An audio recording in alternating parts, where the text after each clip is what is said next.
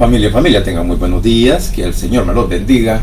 Una vez más estamos delante de la presencia de nuestro Señor Jesucristo, dándole honra y gloria por todo lo bueno y maravilloso que es en nuestras vidas. Espero que cada uno de ustedes se haya levantado muy bien y que el Señor les ayude en este día a realizar todas sus tareas, todos sus trabajos y a seguir adelante agarrados de la mano de nuestro Cristo de la gloria celestial. Bien, a esta hora venimos con este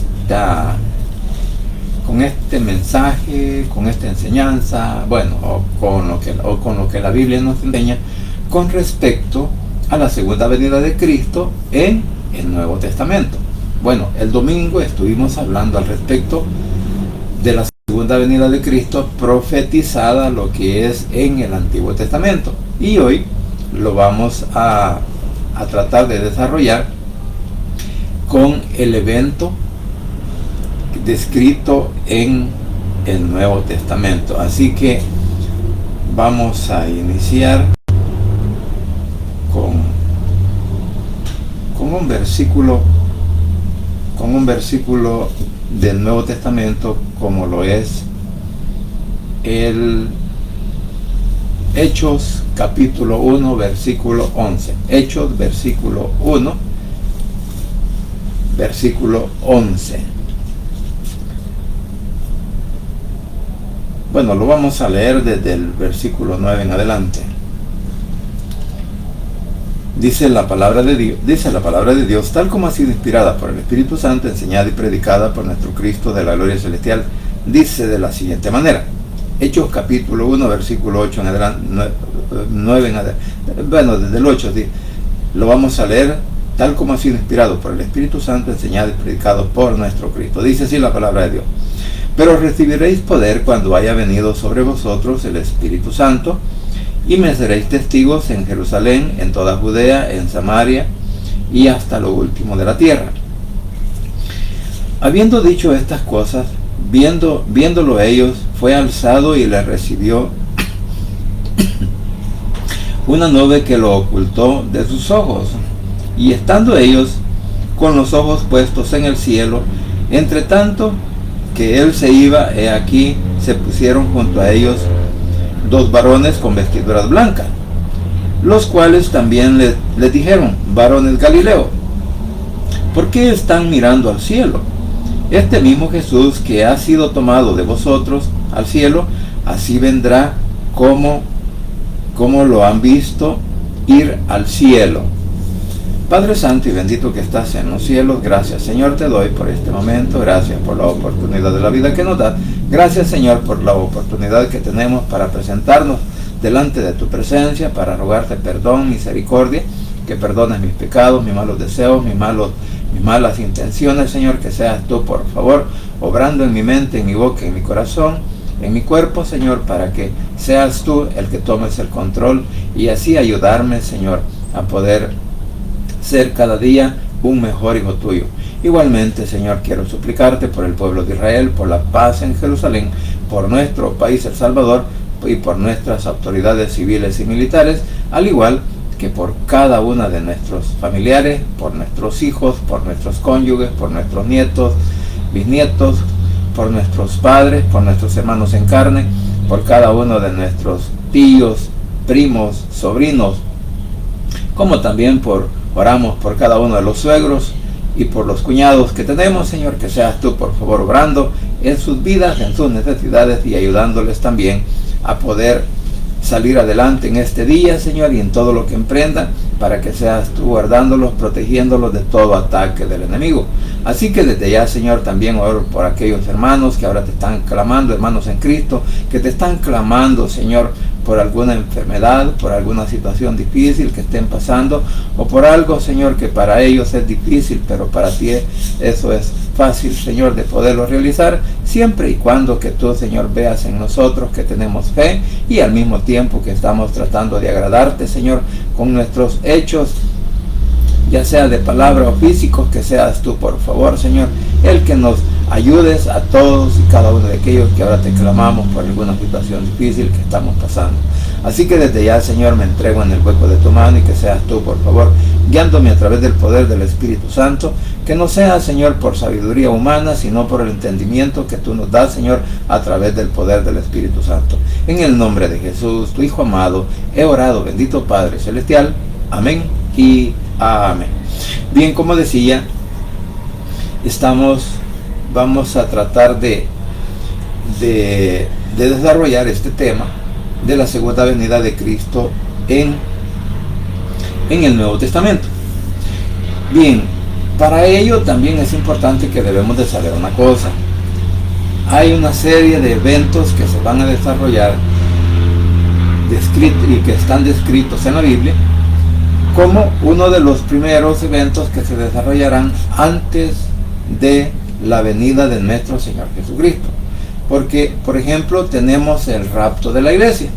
Aunque esa palabra pues no a muchos les gusta, pero la podemos tipificar de esa manera, que es un arpazo, que es como cuando el águila, por ejemplo, ya sea en el mar o en las aguas, como también en la tierra, él viene en picada, ve su presa, la caza, o sea, la agarra con sus garras, ¿verdad? Y lo levanta. Entonces, algo inesperado es lo que también la iglesia estamos esperando como primer evento. O sea, que el rapto de la iglesia se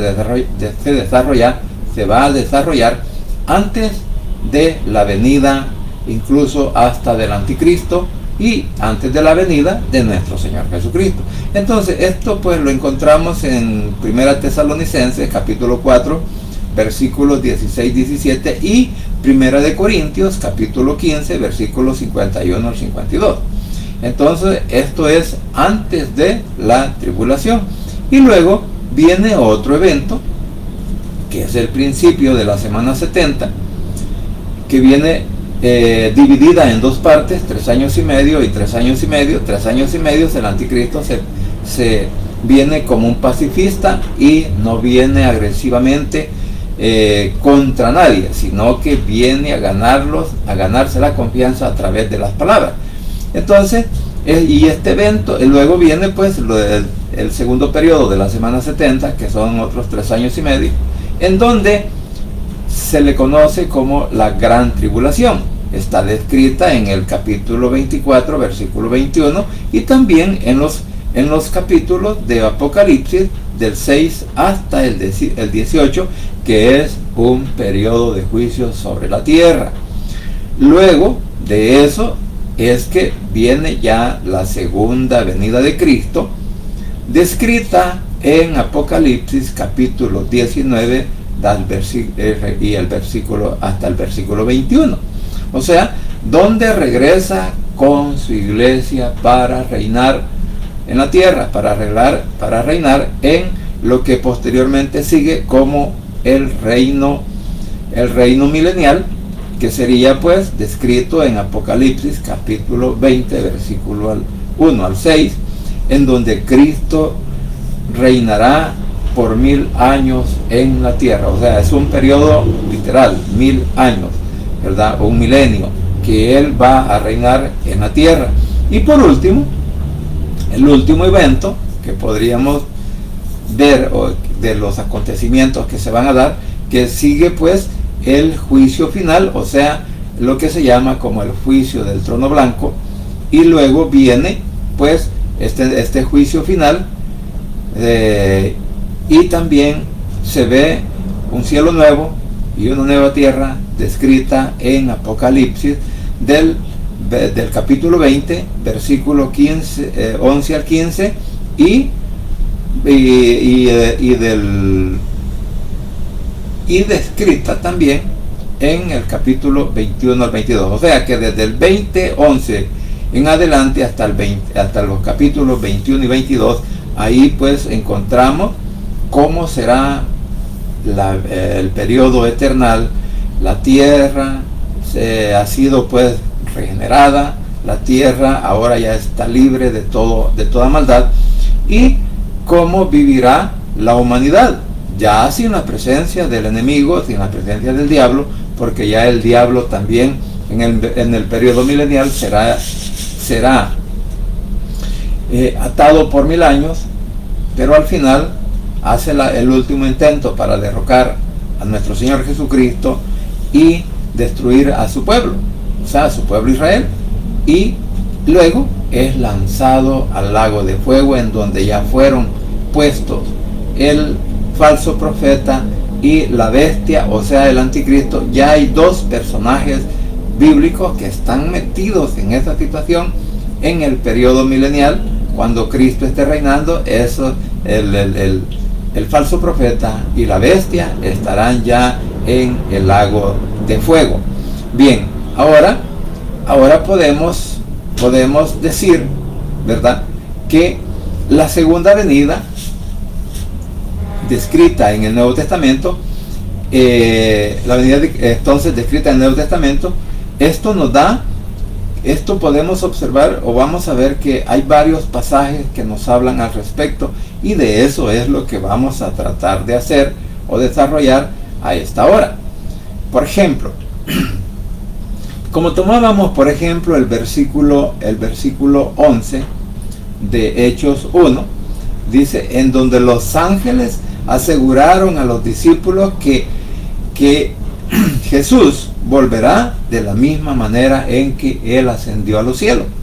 Entonces, como dije, esta es una profecía bíblica descrita en el Nuevo Testamento de cómo será el regreso del Señor. O sea, que así como lo vieron subir, que así como fue envuelto en esa nube, así también vendrá nuevamente a la tierra. Y ese es un evento que nosotros estamos esperando, que todo hijo de Dios, toda la iglesia evangélica, la verdadera iglesia evangélica que cree en estas cosas, en estos eventos, bueno, estamos esperando. Claro, como dije, para que ocurra la segunda venida de nuestro Señor Jesucristo, primero tenemos que ver los eventos que hablaba al inicio de cómo será. Primero el rapto, después el juicio sobre la tierra, y después es la segunda venida de nuestro Señor Jesucristo. Entonces, como dije, es un evento esperado por muchos cristianos o por muchos hijos de Dios en el mundo entero. ¿Por qué razón? Porque es una promesa que el Señor nos ha dado. Es una promesa que aquí está descrita en capítulo 8, en Hechos, capítulo 1, versículos del 9 hasta el 11, del 8 al 11 que nosotros leíamos. ¿Por qué? Porque es algo maravilloso que ocurrirá en ese momento, y ahí es donde nuestro Señor Jesucristo va a cumplir esa promesa de venir nuevamente a la tierra. Pero antes también podríamos ver en el capítulo 14 de Juan, del versículo 1 al 3, en donde Jesús promete que volverá para llevarse a los suyos con Él. O sea, de que en el capítulo 14 de Juan podemos ver la otra promesa que nuestro Señor Jesucristo nos ha dado, dice en Juan 14, 1 al 3, no se turbe vuestro corazón, creen en Dios, si creen en Dios, creen también en mí. En la casa de mi Padre muchas moradas hay, o sea, muchas casas. Si así no lo fuera, yo se los hubiera dicho antes. Voy pues a preparar lugar para ustedes. Y si me voy y les preparo lugar, vendré otra vez y los tomaré como a mí mismo, para que donde yo estoy, ustedes también estén en ese lugar. O sea, de que esta es la promesa descrita en Juan capítulo 14, versículos del 1 al 3, en donde el Señor le estaba prometiendo a los apóstoles, y esa promesa es también para nosotros, la iglesia, porque recordemos que en el Antiguo Testamento no hay una manera exacta para decir de que Jesús o que nuestro Padre pues estaban viendo la iglesia, sino que solo estaban viendo los eventos al futuro, los eventos por venir, que escatológicamente se les puede llamar de esa manera, para decir cuándo iba a haber el juicio final y cuándo el Señor regresaría a reinar por 1000 años. Eso es lo que describe, aunque no dice por 1000 años, sino que viene a reinar a la tierra, aunque no lo describe por 1000 años, como lo hace en Apocalipsis, que allí sí está escrito literalmente 1000 años. Sin embargo, él dijo que se iba a preparar un lugar. O sea, tomando en cuenta este evento, es como cuando alguien, tomando ejemplo o un parámetro de lo que es el matrimonio que se realizaba en Israel. Bueno, anteriormente recuerdo también que la novia, cuando se casaba con el novio, hacían el evento civil, ¿verdad? El acto civil. No se iba inmediatamente con ellos, sino que se quedaba en su casa, en la casa de sus padres, y el novio, que ya se había casado con ella, entonces venía y hasta que se realizaba la boda religiosa, cuando ya era presentada en el cielo, que ya se habían casado en la iglesia, entonces hasta entonces ya eran desposados y se la llevaba. Entonces eso mismo es lo que nos demuestra nuestro Señor Jesucristo, que Él se ha ido a preparar un lugar. O sea, como el novio aquí terrenal, cuando tiene ya a su novia, que ya se casaron, ya están comprometidos en casamiento civil, entonces se va. Y tiene que ir a preparar un lugar. Si no tiene casa, bueno, pues tiene que, el padre, si el padre tiene terreno, le dice: vaya hijo, esta es tu herencia, aquí tenés que hacer tu casa, comprar tus cosas, y este hombre comienza a trabajar. No como ahora, ¿verdad? Que ahora pues se quieren, los muchachos se quieren matrimoniar o a rejuntar, pues directamente se van para la casa del novio, de los padres del novio, o se van para la casa de los padres de la novia. Entonces, hoy ya no se realiza eso. Sin embargo, nuestro Señor Jesucristo lo está describiendo de esa manera, cuál es el proceso a seguir en el matrimonio.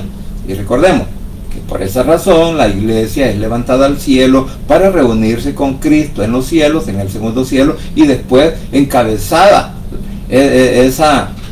así como las vírgenes, las 10 vírgenes que aparecen en capítulo 25 de Mateo, en donde Él con la novia van a la cabeza. O sea, Cristo va guiando a su novia, ¿hacia dónde? Hacia la patria celestial, a presentársela a nuestro Padre y decirle: Padre, esta es mi esposa, ahora quiero que me des la bendición. Y ahí pues en el capítulo 5 vemos cómo el Señor es prácticamente coronado rey, y luego presenta a su prometida, a su esposa, al trono de la gracia celestial, en donde mora nuestro Padre. Entonces, así será el evento que se va a desarrollar. Por eso decía al principio, hay una serie de eventos que se van a desarrollar para que tú y yo, mi querido hermano, podamos entender que la venida de Cristo, la segunda venida de Cristo, no va a ser primera que el rapto de la iglesia. No, de ninguna manera. Ni tampoco la venida de Cristo va a ser antes de que finalice el periodo de la gran tribulación. No, sino que el Señor pues viene al final de la gran tribulación para poner paz en el cielo, en la tierra, para destruir a todos los enemigos de Israel, y destruir pues más que todo al enemigo, ¿verdad? Al diablo, a quien lo mete por 1000 años en un hoyo profundo, en donde no podrá salir hasta el final del periodo milenial. Bien, entonces, lo que decía, ¿verdad? Que estamos viendo en realidad cómo se va a desarrollar este evento en lo que es en lo que es la segunda venida. Ahora bien, hay otros versículos que los vamos a leer. Por ejemplo, en Hebreos 9:28 dice: así también Cristo fue ofrecido una sola vez para llevar los pecados de muchos y aparecerá por segunda vez sin relación con el pecado para salvar a los que le esperan. O sea, que aquí en este versículo estamos viendo Hebreos capítulo 9, versículo 28. Entonces, esto nos indica 9:28 dice: así también Cristo fue ofrecido una sola vez para llevar los pecados de muchos, y aparecerá por segunda vez sin relación con el pecado para salvar a los que le esperan. Entonces, como decía, esta es una promesa que nuestro Señor Jesucristo ha hecho para la iglesia, porque aquí nos describe los dos eventos, la primera venida y la segunda venida. Nos describe por qué vino por primera vez nuestro Señor Jesucristo. Él vino para dar la salvación, Él vino para que muchos de nosotros fuéramos perdonados a través de su sacrificio en la cruz del Calvario, y que Él mismo cargó en ese momento con todos los pecados del mundo y los llevó a la cruz. Por eso el Padre también, cuando le dice: va, Padre, ¿por qué me has abandonado? Y cuando se oscurece el cielo, se oscureció, o vamos a decir que nuestro Padre Celestial voltea y le presenta su espalda. ¿Por qué? Porque nuestro Padre Celestial no puede ver pecado.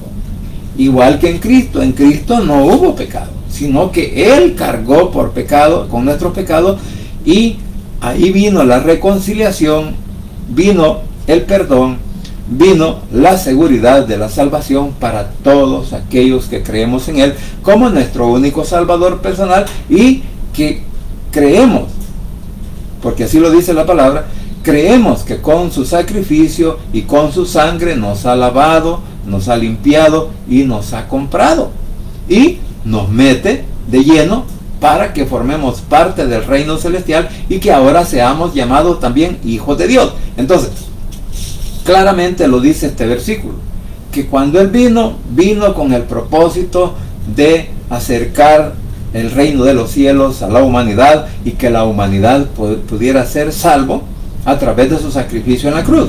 Pero no todo el mundo, no todas las personas en el mundo creen que Jesús es el Hijo de Dios. Muchas personas en el mundo no creen que Jesús es el Hijo de Dios, aunque aparece descrito en muchos versículos de la Biblia como el Hijo de Dios, pero el mundo no lo cree. Las personas lo ignoran, no, dice: este no es el Hijo de Dios, este es otro. Bueno, a tal grado que en realidad el sistema religioso judío allá, pero los religiosos judíos allá en Israel, bueno, lo describen como un bastardo. ¿Por qué? Porque dicen que él no nació del matrimonio efectuado entre José y María, porque cuando se casó ya María iba embarazada. Claro, lo que no entienden es que fue por el poder del Espíritu Santo que María concibe a ese hijo, porque así también lo describe la palabra. Pero como digo, para todos siempre hay un pretexto, para todos aquellos que no quieren reconocer que Jesús es el Hijo de Dios, pues hay un pretexto o hay un montón de argumentos para decir: no es hijo, ¿verdad? Sino que él, como dicen algunos, era un profeta, era alguien parecido a un personaje de la tierra, y vamos a hablar de Mahoma, porque así lo creen estos señores, los que practican el Islam. O sea, que ellos no ven a Jesús como el Hijo de Dios, sino que lo ven como un profeta. Pero otros, sin en cambio, ya fuera de ellos, no ven a Jesús como el Hijo de Dios, sino que lo rechazan, cosa que la Biblia también lo declara en una de las cartas de Juan, donde dice que el que niega al Padre, o que él niega al Hijo, o que niega incluso al Espíritu Santo, es una persona llamada también anticristo, porque no está creyendo directamente que Jesús es el Hijo de Dios. Y aquí en este versículo, como no lo podemos ver, está describiendo su aparición en la primera venida con el afán de traer la salvación a todo el pueblo humano en el mundo, o sea, toda la humanidad. Pero no toda la humanidad, repito, quieren creer en que Jesús es el Hijo de Dios y que es el Salvador de toda la humanidad, porque por medio de su sacrificio, tú y yo, mi querido hermano y querido amigo, también puedes encontrar la salvación en el Señor. Entonces, aquí pues como vemos, y también relaciona la segunda venida como hoy ya no viene para salvar, hoy viene para juzgar, hoy viene para castigar a todos aquellos opositores que siempre lo han rechazado, aquellos opositores al Evangelio, en donde pues prácticamente ellos mismos se están condenando por rechazar a nuestro Señor Jesucristo. Entonces, ahora pues, como lo describe este versículo en Hebreos 9:28, entonces nos estamos viendo que, como dice, ¿verdad? Dice, así también Cristo fue ofrecido una sola vez para llevar los pecados de muchos O sea, que cuando Él vino a la cruz del Calvario, cuando tuvo que ser sacrificado, ahí Él pagó por todos los pecados de muchos. ¿Quiénes son esos muchos? Todos aquellos que hemos creído en Él como nuestro único Salvador. Y en su segunda venida, y aparecerá, pues, dice, por segunda vez, sin relación con el pecado, para salvar a los que le esperan. O sea, que ya no viene a salvar pecadores, sino que ahora viene a salvar a quienes, aquellos que lo estamos esperando, aquellos que creemos que Jesús viene, nos llevará al cielo y estaremos con Él juntamente con nuestro Padre Celestial allá en ese trono celestial. Entonces, de ahí viene ese evento que luego Él vendrá a la tierra. ¿Con quiénes? Viene con todos sus ángeles, y también vienen con sus santos vestidos de blanco y montando un caballo blanco. Bueno, ya lo vamos a ver. Ahora, vamos a decir de que la naturaleza visible y gloriosa de su segunda venida, este será un evento que no será en oculto. Por eso, en Apocalipsis 1:7, encontramos ese versículo donde dice, Apocalipsis 1:7, dice, he aquí que viene con las nubes, y todo ojo le verá, y los que le traspasaron y todos los linajes de la tierra harán lamentación por él, y dice, sí, amén. O sea, que durante su segunda venida todo ojo lo verá.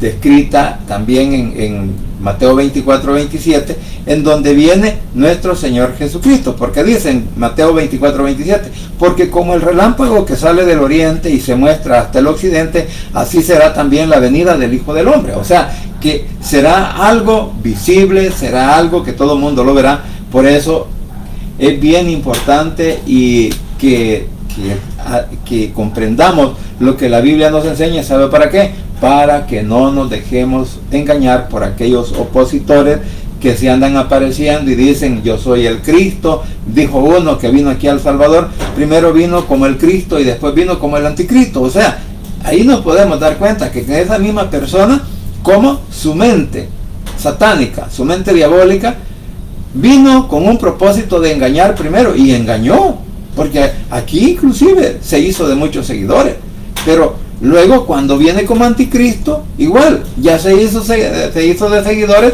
de los opositores del Evangelio. Entonces, por eso digo, es bien importante. Por eso, mire, hay personas que les encanta estar enviando mensajes, ¿verdad? Hay por las redes sociales diciendo, ay, que el Señor me dijo que va a venir otra semana, ay, que el Señor me dijo que va a venir en el 2030, ay, que me dijo que va a venir en el 2027. Total, de que no hay tantas posiciones y tantas cosas que muchas veces que para mí son solamente argumentos.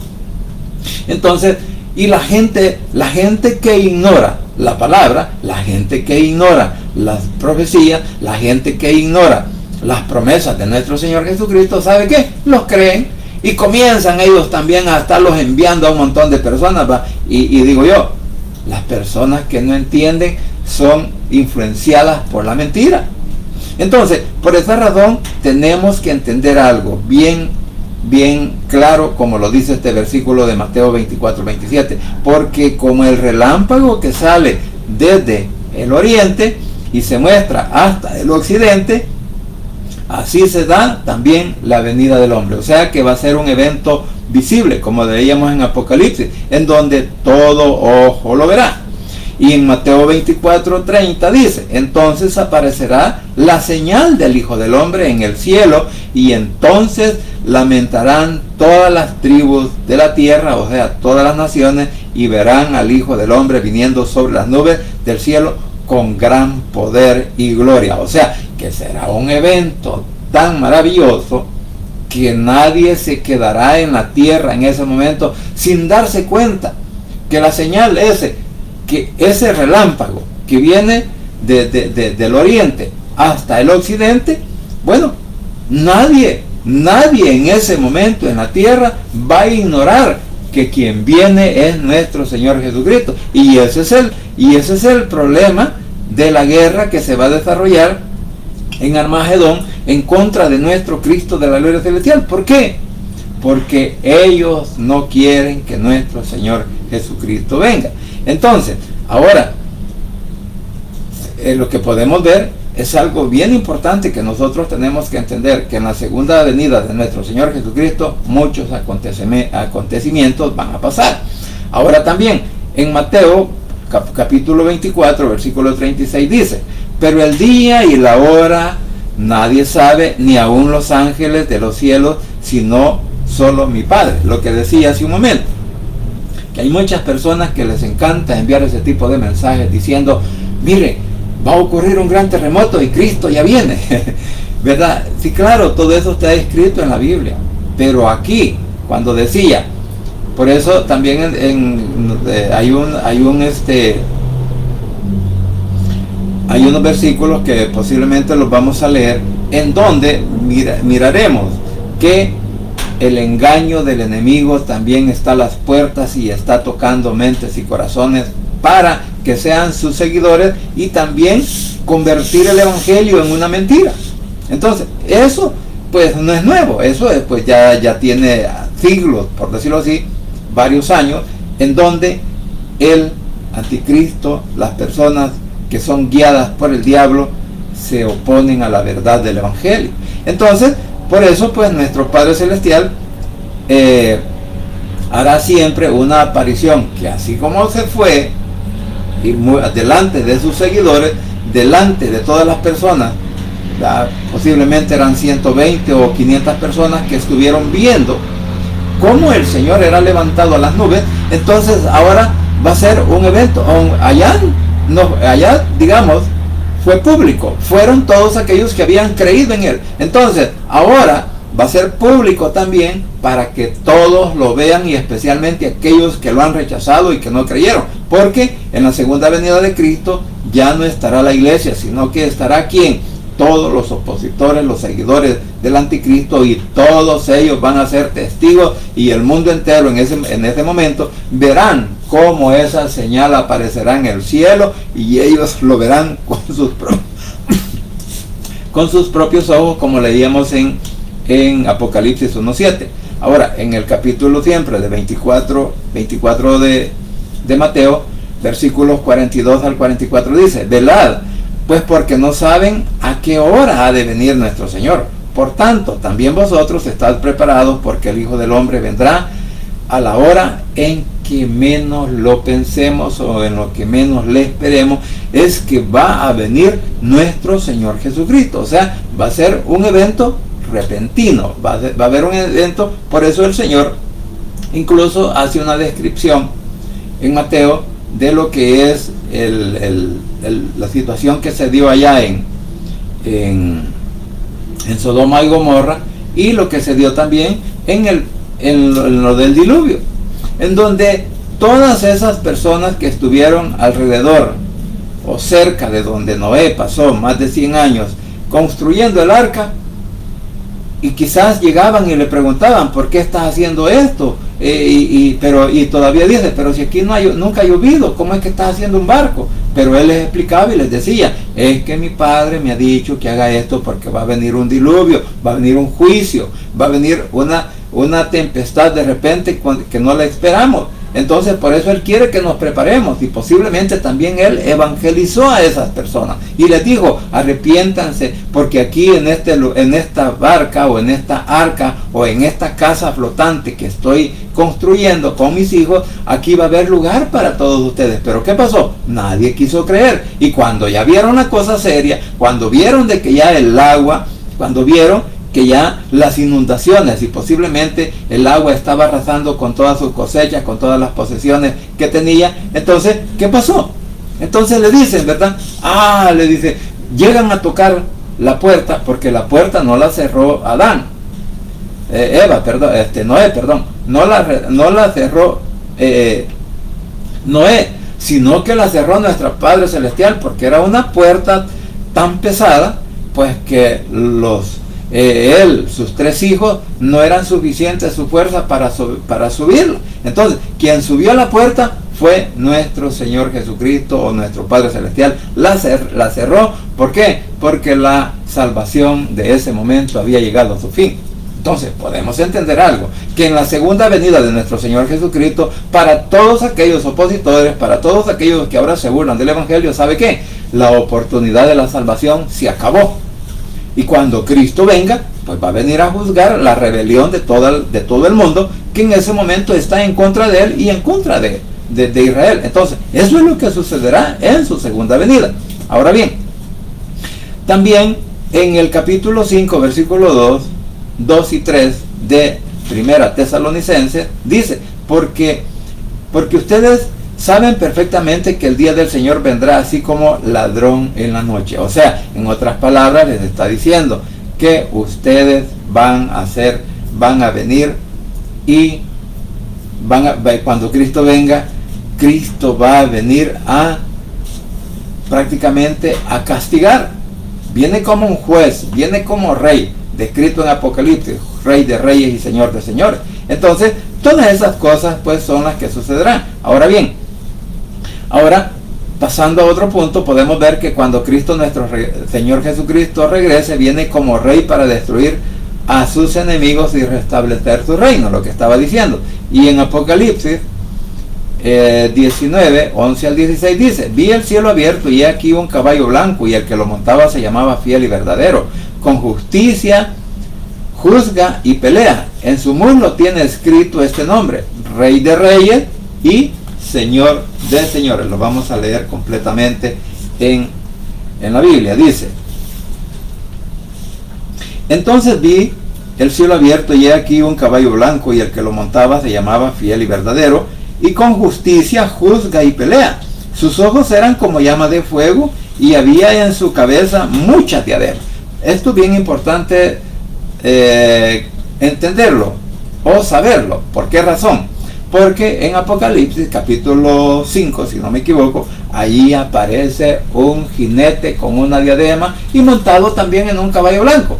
Pero ese no es Cristo, ese es el anticristo. Pero aquí vemos la representación o el simbolismo de nuestro Señor Jesucristo, de que trae muchas diademas. ¿Sabe? Esas son las coronas que allá cuando se realice el juicio o la boda de nuestro Señor Jesucristo con la iglesia, en donde esas diademas, ese premio que han recibido muchos de los que creyeron en Él y que por su manera de vivir delante de Él fueron premiados con esa corona. Esas coronas van a ser lanzadas a los pies de Cristo cuando ya sea el Rey de Reyes y Señor de Señores, cuando ya el Señor le dé toda esa autoridad en el capítulo 5 de Apocalipsis. Entonces, ¿sabe qué? Ahí Él recogerá esas diademas y se las pondrá todas. Por eso dice que sus ojos, dice, y en su cabeza, dice, y había en sus cabezas muchas diademas.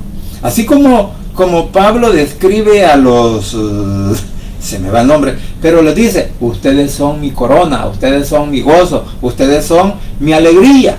Porque él lo sabía, a los filipenses, si no me equivoco, les dice: ustedes son corona mía, sí, en Filipenses capítulo 4, ahí está, en donde él ve y describe a los hermanos en Cristo como su corona. Podríamos decir, así como ahora, a todos aquellos que han ganado una persona para Cristo, podríamos decir, es una corona también para ellos. ¿Por qué?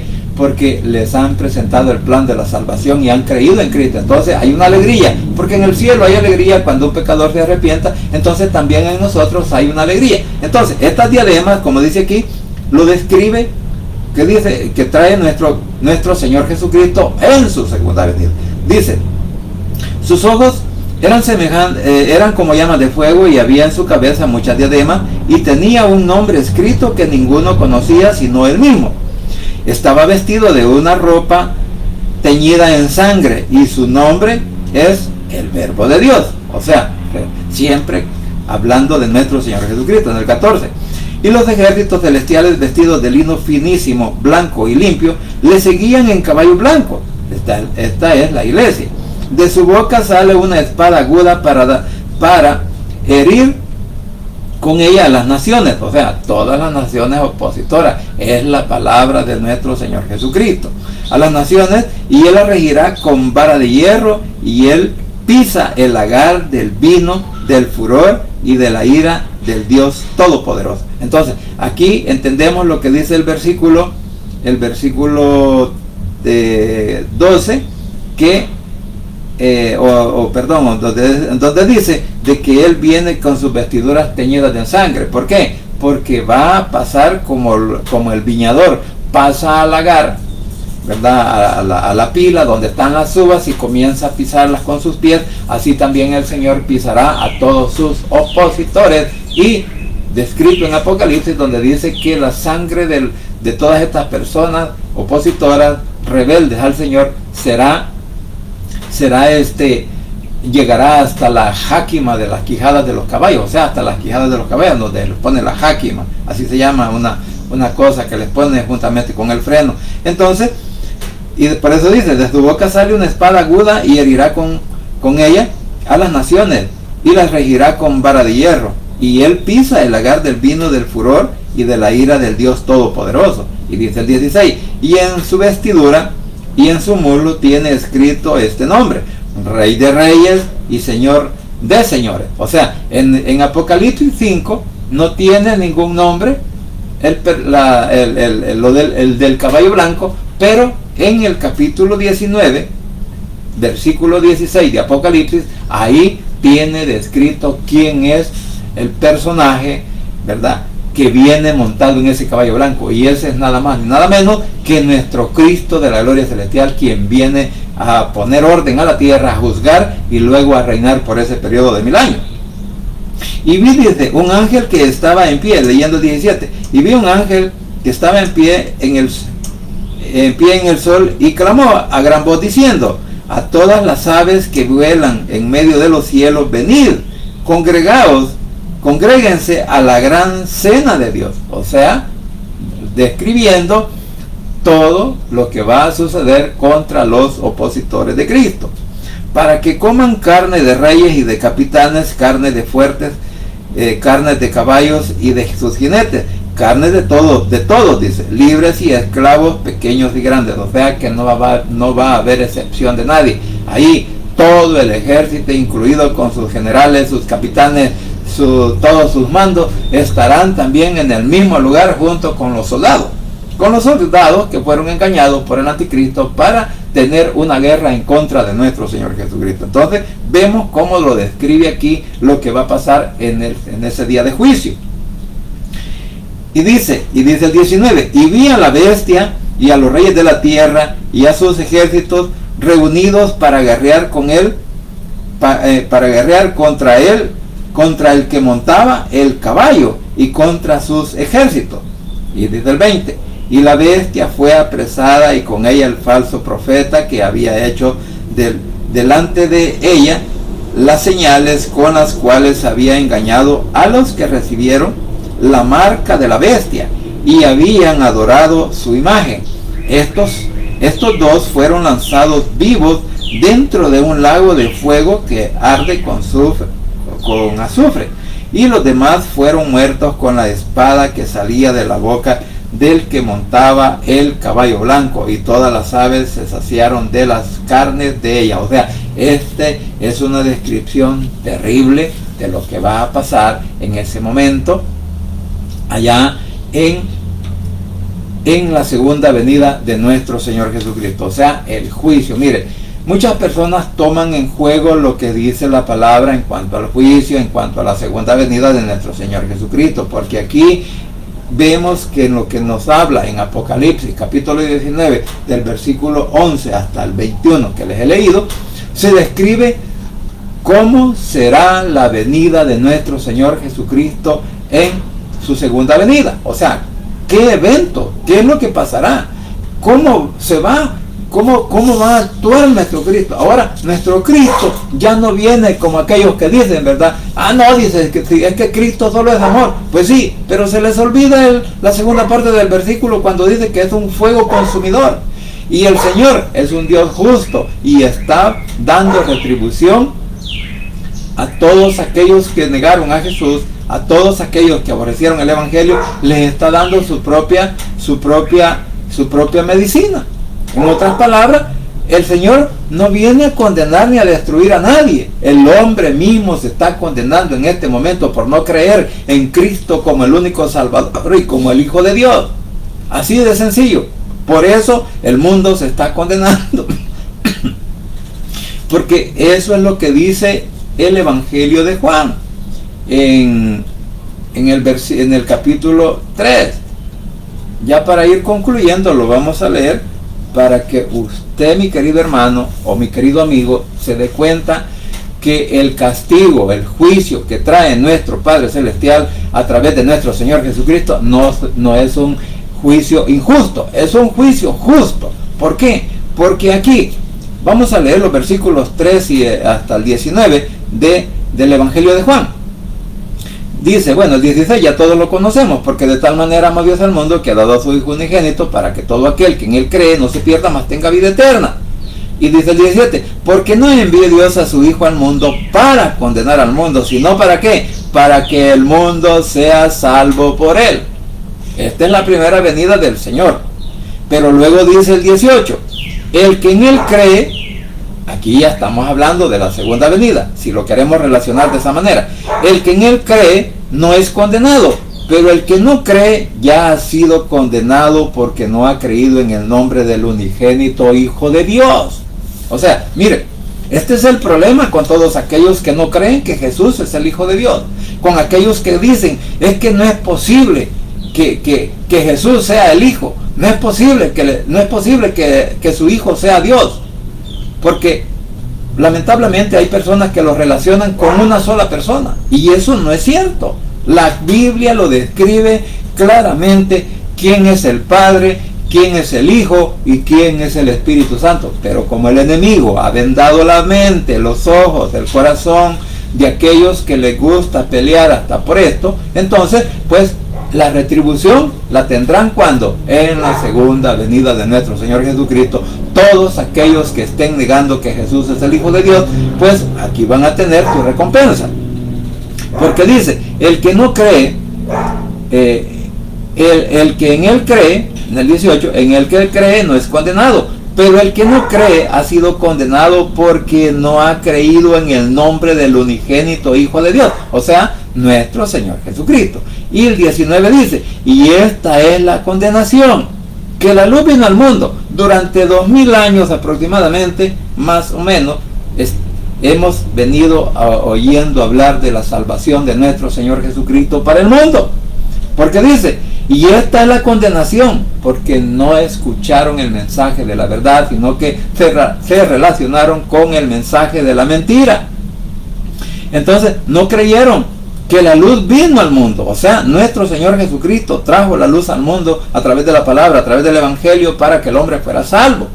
Entonces dice, para que sus obras no sean reprendidas. O sea, que el mundo niega y aborrece la luz. ¿Por qué? Por sus pecados, por vivir inmersos en las costumbres, en las tradiciones del mundo. Así, prácticamente. Por eso no reconocen a Jesús como su Salvador personal e incluso como el Hijo de Dios. ¿Por qué? Porque creen que todo lo que hacen mal está dentro de las normas sociales, porque ahí hay adulterio, hay fornicación, religiosamente, digamos, lo que es la idolatría y todo lo demás, celebrándole a obras creadas por el hombre, por la mano del hombre, como sus dioses. Entonces, y eso es lo que pasará, que en el milenio no habrá más que un solo Dios, nuestro Señor Jesucristo, porque ahí se acabará todo tipo de idolatría, incluyendo al anticristo, porque el anticristo se hace hacer un ídolo para que todo el mundo lo adore. Es más, dice, tendrá ojos y tendrá voz para que diga quién lo adora y quién no lo adora. Entonces, eso es lo que pasará en la segunda venida. Y dice el del 20, porque todo aquel que hace lo malo aborrece la luz y no viene a la luz para que sus obras no sean reprendidas. Mas el que practica la verdad viene a la luz para que sea manifiesto que sus obras son hechas en nuestro Padre Celestial o en nuestro Señor Jesucristo. Mis queridos hermanos, la verdad, todavía nos faltan algunos versículos que podemos hablar al respecto, pero ya el tiempo prácticamente ya se nos agotó y no vamos a hacer un mensaje pues de un par de horas porque nadie lo va a ver. Sin embargo, posiblemente alguien se pueda entretener en este momento con estos minutos antes de una hora que lo hemos hecho. Así que, mis queridos hermanos, esto es parte de la segunda venida de nuestro Señor Jesucristo, descrita en el Nuevo Testamento. Así que les invito a que por favor usted también pueda leer su Biblia en su casa, pueda leer también las citas bíblicas de las cuales hemos hablado, y que sea usted también recibiendo la dirección del poder del Espíritu Santo para poder entender este mensaje, porque solo en Cristo Jesús hay poder y hay salvación, y el Rey pronto estará llamando a su escogida. Vamos a orar. Padre Santo y bendito que estás en los cielos, gracias Señor te doy por este momento, gracias por la oportunidad de la vida, y gracias Señor por tu perdón, por tu misericordia, por tu amor, para con todos nosotros que en alguna medida siempre cometemos errores, siempre te estamos fallando, Señor. Bendito eres, mi Señor, por darnos la oportunidad de arrepentirnos y de confesar delante de ti nuestros pecados, Señor. Bendito eres, Señor, porque creemos en tu promesa, creemos en tu justicia, creemos, papito lindo, que tú eres el Dios grande y maravilloso y que nadie se puede comparar a ti. Así que desde ya, Señor, nos depositamos en el hueco de tu mano, juntamente con nuestras familias, en donde quiera que se encuentren. Guárdelas, protéjalas, bendígales, ayúdeles, papito lindo, por favor, a salir adelante en cualquier situación o circunstancia que ahora estén pasando. Igualmente, Señor, te suplico, pues, que seas tú también obrando en la mente, en el corazón de cada uno de nuestros familiares, nuestros vecinos, compañeros de trabajo, de estudio, con todos aquellos que tenemos una relación de amistad, Señor, que si no te han reconocido a ti como Salvador personal y que ya se les ha leído, Señor, lo que va a pasar con ellos en tu segunda venida, que van a ser condenados, te ruego que toques esos corazones y esas mentes, Señor, para que en este día tengan la oportunidad de reconocerte a ti como Salvador personal, repitiendo esta oración de la siguiente manera. Señor Jesús, en esta hora vengo delante de tu presencia, abro mi corazón y confieso con mi boca que tú eres mi único y suficiente Salvador personal. Creo que eres Dios, que moriste en la cruz y que resucitaste al tercer día. Padre, me arrepiento, soy pecador. Gracias te doy por enviar a tu Hijo a morir en mi lugar. Gracias, Cristo, por salvar mi alma hoy. Que el Espíritu Santo selle mi corazón y me dé esa seguridad de que al morir voy a estar en tu presencia. Porque tú, mi Señor, escribirás mi nombre en el libro de la vida. En el nombre de Jesús, tu Hijo amado, he orado, bendito Padre Celestial. Amén y amén.